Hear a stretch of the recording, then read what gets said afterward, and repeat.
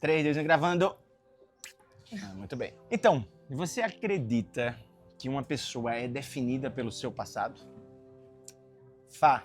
Por que é tão difícil hoje as pessoas acreditarem na transformação de alguém?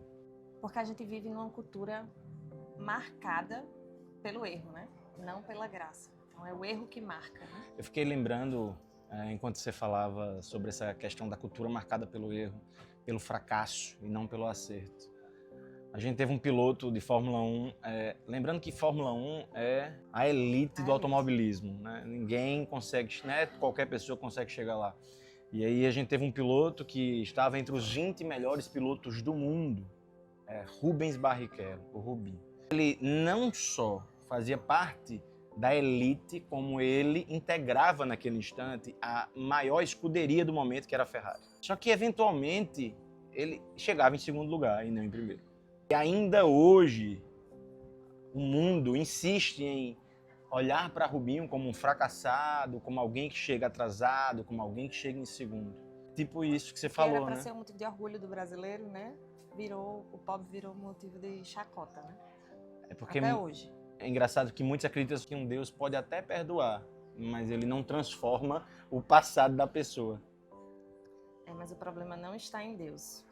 Está na lente de quem julga, né? Então, esse é o lance, né? Quando a gente lê aquele texto de 2 Coríntios, quando fala que onde abundou o pecado, superabunda a graça. E quando a gente não consegue ter acesso a essa graça, quando a gente não experimentou dessa graça, a gente não consegue entregar a graça. Mas eu fiquei pensando, Fabiana, que por muitas vezes o grande problema está exatamente em quem julga, a lente que a pessoa possui. Porque é impossível experimentar da graça transformadora do Senhor e ainda assim não acreditar na transformação.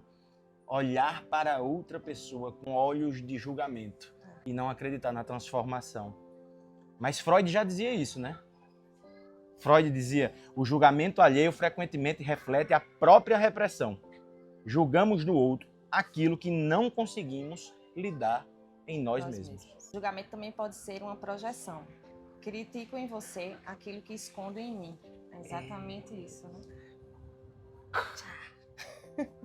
O julgador é alguém que não reconhece a própria necessidade de redenção. Sua referência não é o evangelho, é a comparação pessoal. Então, se você for analisar, né, se você for fazer uma autoanálise, ou, né, quem estiver, né, vendo esse vídeo for fazer uma autoanálise, alguém que não acredite realmente, né, na transformação, eu acho que tem que achar alguma raiz nisso, né? Ou você não foi alcançado por essa graça redentora e transformadora, ou é algo também que você está querendo esconder dentro de você. E aí a primeira pergunta que você tem que se fazer, você que está assistindo esse vídeo, porque foi uma pergunta que nós nos fizemos. Exato. Quando a gente foi impactado com esse vídeo, e aí eu acho que eu conheço, na verdade, com esse estudo. Vai ter que cortar isso, né, negão aí? O que motivou, o que nos fez... O que nos motivou a trazer essa reflexão foi aquela postagem que você me mandou, né? Ai, cadê a postagem? Não pode olhar assim. Não, por quê? Vou falando e eu vou procurar. O que nos motivou a trazer essa reflexão foi uma postagem que Fabiana me mandou uma bela manhã. Ela disse: tá aí o que Deus tem a falar ao nosso coração no dia de hoje. Se eu falar Paulo, você pensa no apóstolo, não no perseguidor. As marcas deixadas pela graça apagam as marcas feitas pelo pecado. Pois é, então, foi exatamente essa postagem que Fabiana gerou toda a nossa discussão, nosso estudo, nossa reflexão. Quando a gente escuta Paulo, a gente pensa no apóstolo, no maior apóstolo da igreja, e não no perseguidor, assassino. E é engraçado que quando se refere a Paulo, a gente consegue fazer esse exercício, né? Mas quando se refere ao irmão que está do nosso lado, a uma pessoa que conhecemos, a gente não consegue fazer essa reflexão. Sobretudo se aquela pessoa, ela, de alguma forma, nos agrediu. Ferir você. Se nos feriu, se errou conosco. Aí é que a gente não consegue, porque a graça e o sangue de Jesus, por muitas vezes, ele é anêmico. Nesta hora, o sangue do Senhor é anêmico.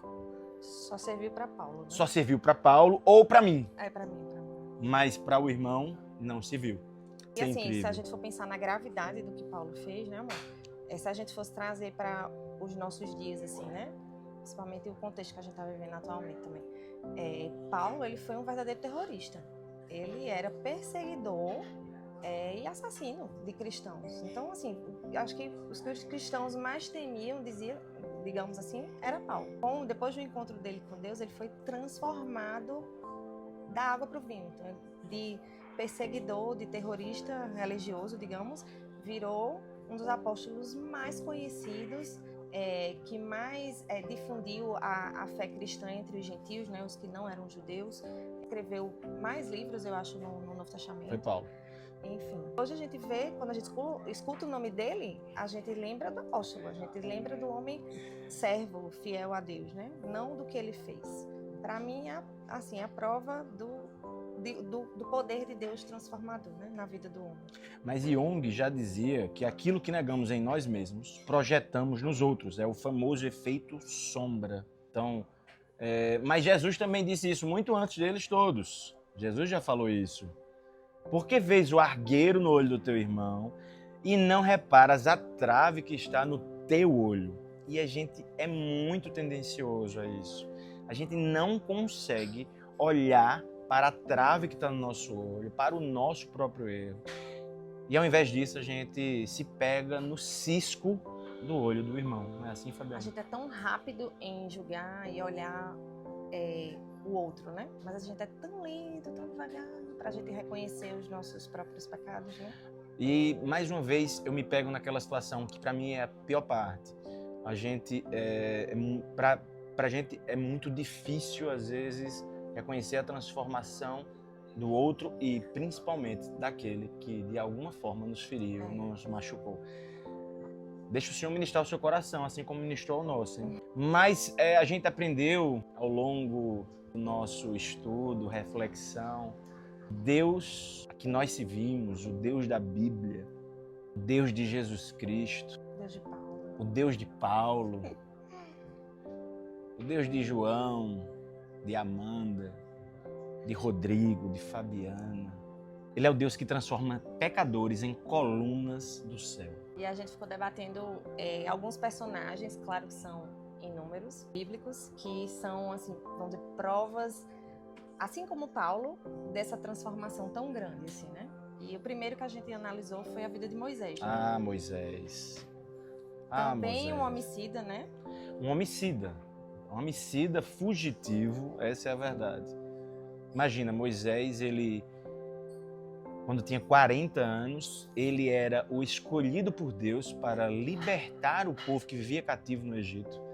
E aos 40 anos, por não simplesmente depender de Deus ou por tentar dar uma força a Deus, porque o que ele quis fazer, que a gente tem essa tendência também, é dar uma forcinha a Deus. Eu vou dar uma ajuda a Deus.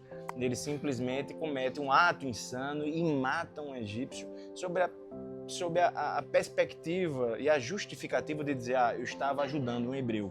E, no entanto, não foi isso que aconteceu. Ele simplesmente agiu na carne, ele não agiu no espírito.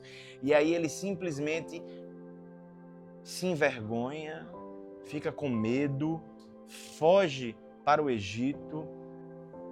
E 40 anos depois, quando ele tinha 80 anos, o Senhor o convoca para aquela missão. Ser o grande libertador. E fazer os milagres, assim, que até hoje a gente... Ou seja, um passado de assassinato, fugitivo como um criminoso, mas Deus simplesmente fez dele um profeta e um libertador.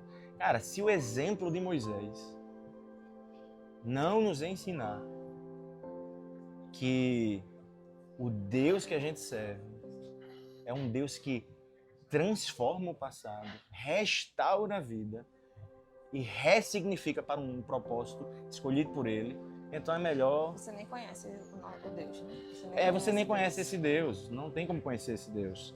É uma frase que a gente também achou bem impactante quando a gente estava fazendo esse nosso apanhado, né, da vida de Moisés, foi: o que para o homem era lixo, para Deus era matéria-prima para a liderança.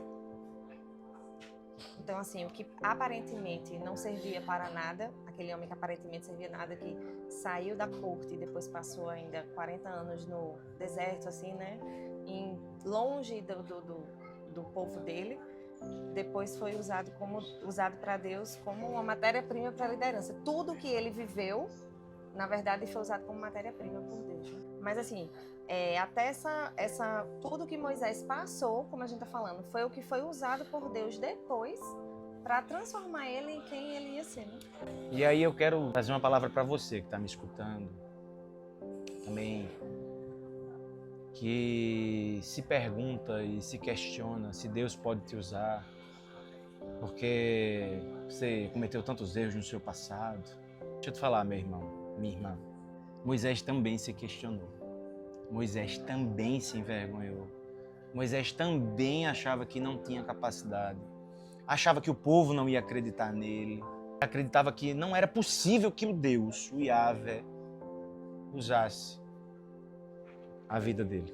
Mas Deus, ele é especialista em fazer daqueles que nada são e não têm capacidade em grandes homens e mulheres de Deus. E foi assim com a vida de Moisés. E pode ser assim também com a sua vida. Então não coloque isso na sua cabeça. A gente tem um grande exemplo, não só Moisés. Qual é outro exemplo grande na Bíblia que nós temos no Novo Testamento? Pedro. Nossa. Pedrão, como eu chamo. Pedrão. Então Pedro foi outro. Cara, Pedro é um traidor. Se a gente fosse olhar hoje para a vida de quem é Pedro, imagina, o grande líder da igreja. Mas Pedro é um traidor. Ele negou Jesus, ele traiu Jesus. E depois se tornou o quê? A coluna da igreja primitiva. A coluna da igreja primitiva. Estava nas costas dele. Olha o que diz em Mateus 26, 75. E tendo Pedro lembrado da palavra de Jesus, saiu para fora e chorou amargamente.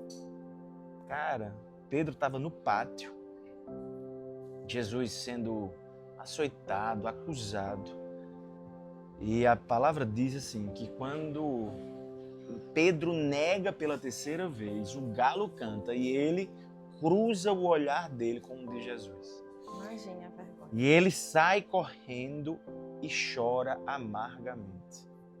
Cara, eu acho que Pedro, assim, ele morreu por dentro nesse dia. No início do ministério, Cristo chamou Pedro e disse: você não será mais pescador de peixes, e sim de homens. Ou seja, Cristo entregou a Pedro um ministério. Ó, você será pescador de homens.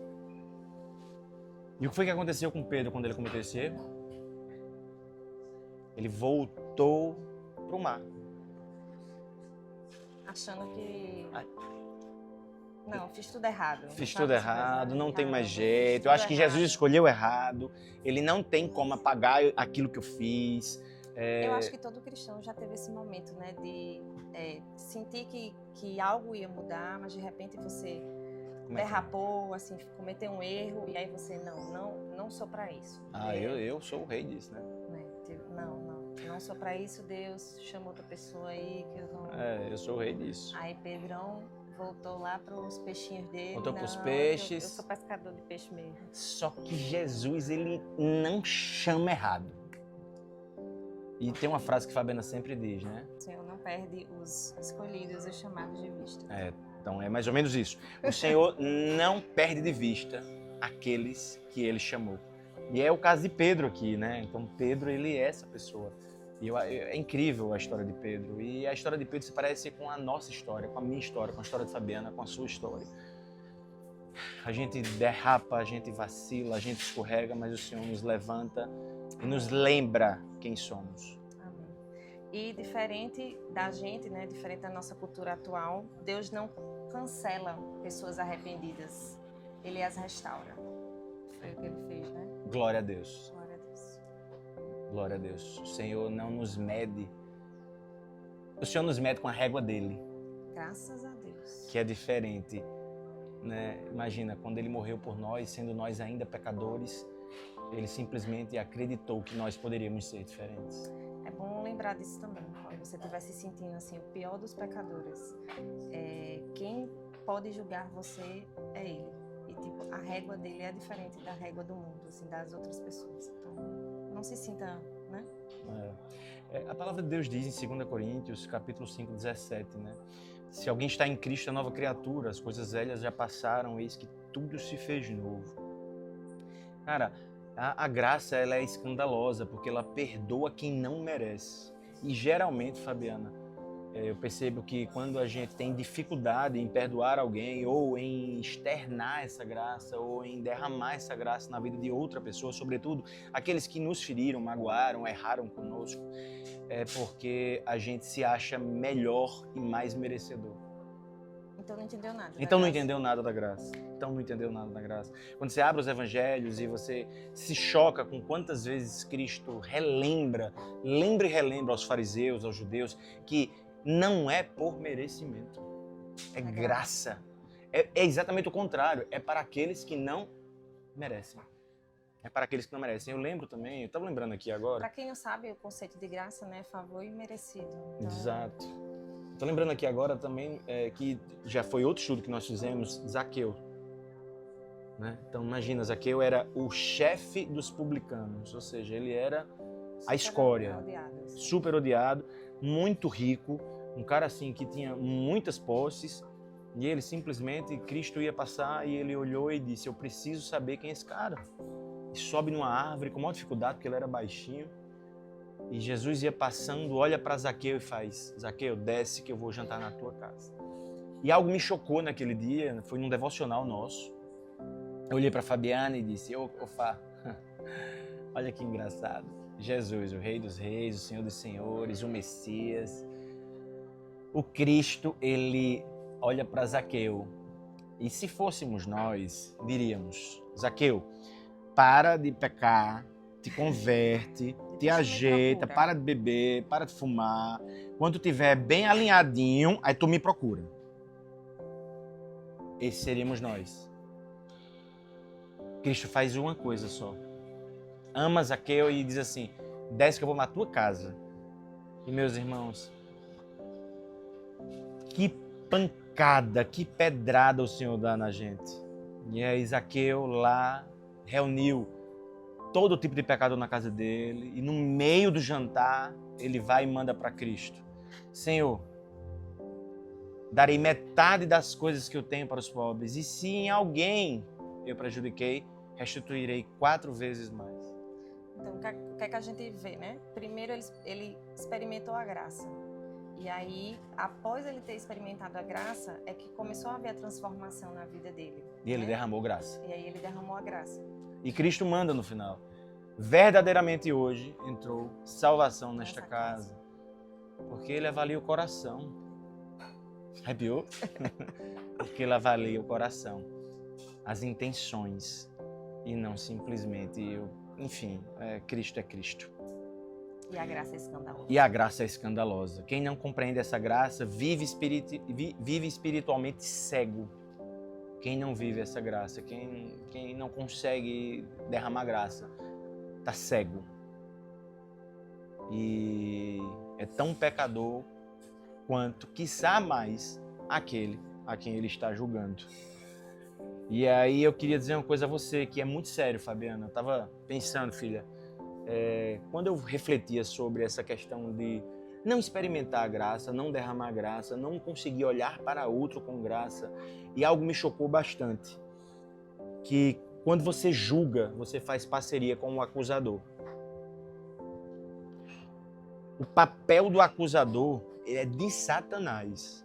Não é sua. E não do cristão. E se você está exercendo esse papel de acusador, se você é aquele que aponta, se você é aquele que não derrama graça, eu quero dizer a você que você está em parceria com Satanás.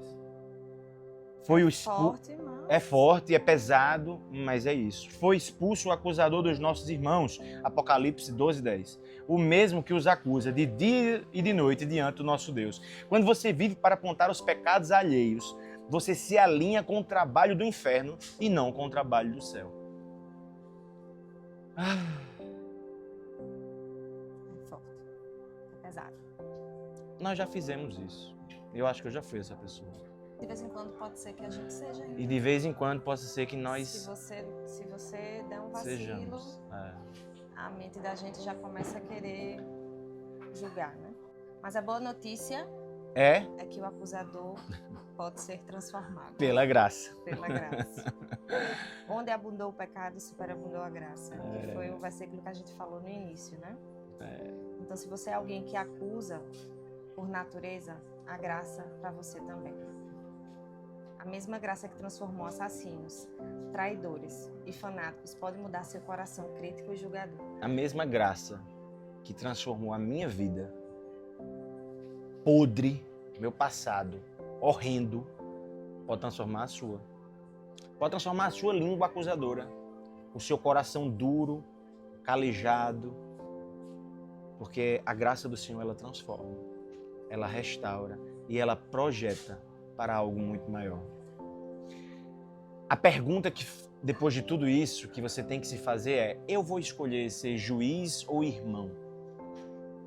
Ao invés de acusar, eu vou orar ou vou me colocar no papel de Satanás como acusador da pessoa? Você vai rejeitar quem Deus restaurou ou você vai se alegrar com a nova criatura que está na sua frente, né? Você vai ser eco do inferno ou instrumento de graça? É muito pesado. Mas vale cada reflexão nesse momento. E eu tenho certeza que assim como Deus, Ele nos confrontou, a mim e a Fabiana, e mudou tanta coisa no nosso coração através dessa reflexão, eu tenho certeza que Ele pode fazer com você, que nos escuta. Simplesmente decida, a partir de hoje, olhar para os outros com o olhar de Cristo. Todas as vezes que for difícil, faça uma oração para sua esposa, para o seu esposo, quando tiver uma dificuldade, Fabiana, que acontece isso. Você está ali, naquele momento, você quer esganar a esposa, o esposo, o irmão da igreja. Faça uma oração muito simples. Senhor, ajuda-me a olhar para esta pessoa com os teus olhos. E assim, para encerrar, eu queria falar com relação exatamente ao cônjuge, né? Às vezes, eu não falo nem dos erros habituais, assim, né? Os errinhos, assim. Falo de, às vezes, algo que o seu cônjuge, sua esposa ou seu marido cometeu no passado contra você. E, às vezes, a gente tende a acreditar na transformação, né? E como o Rodrigo falou também no começo, o sangue do Senhor fosse anêmico, né? Não, assim, a gente não confia, né? Mas lembre-se que a gente está falando de um Deus Todo-Poderoso, que transforma e restaura e faz superabundar, né? A graça, como a gente viu aqui com tantos exemplos. Então, traga isso também para dentro da sua casa, né? Dentro do seu casamento. E quando a Fabiana está falando isso, ela não está falando de ouvir falar. Porque ela escutou de alguém. A gente está trazendo algo, e a Fabiana está falando de algo que viveu e experimentou dentro da nossa casa. Se Fabiana fosse olhar para mim com olhos de alguém que acusa, a gente nem estava mais casado. Mas Fabiana decidiu, nós decidimos olhar um para o outro com o olhar de Cristo, tendo a certeza de que Ele me transformou e transformou Fabiana. E aí, acaba com esse discurso do diabo de dizer, eu perdoei, mas e se a pessoa errar comigo de novo? Aí Cristo vai e manda 70 vezes 7. 70 vezes 7. E glória a Deus que o Senhor teve misericórdia da minha vida, da vida do Fabiano, da nossa família, do nosso casamento, e nos fez enxergar um ao outro com o amor de Cristo. E o perdão que foi liberado foi com a certeza de que o Senhor transformou a minha vida e transformou a vida do Fabiano. Que Deus te abençoe. Que Deus te abençoe.